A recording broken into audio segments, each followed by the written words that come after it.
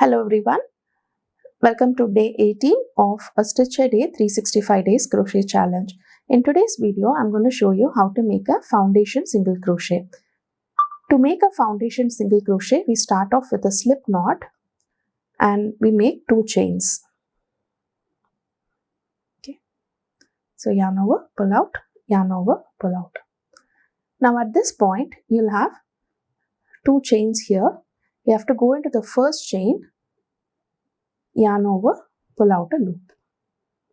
Okay, you have 2 loops of your hook, just like how you do a normal single crochet. Now you have to yarn over, pull out of only the first loop. Okay, and make sure you hold this loop that you just came out of.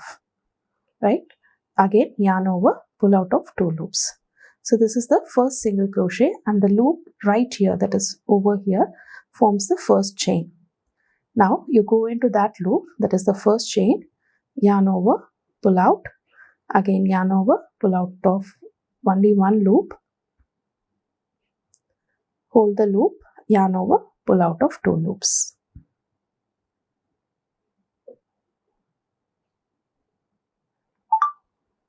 Now again insert into the chain space right here, yarn over, pull out of that space, again yarn over, pull out of 1, forming the next chain space, again yarn over, pull out of 2. I'm going to show that to you again. Insert, pull out a loop, yarn over, pull out of the first loop, again yarn over, pull out of 2 loops. So the advantages of making a foundation single crochet, or any foundation stitch for that matter, is that you have the chain stitches on either side of your work. Okay, so it makes it easy for us to work from either side, and the other thing is that you need not count the stitches.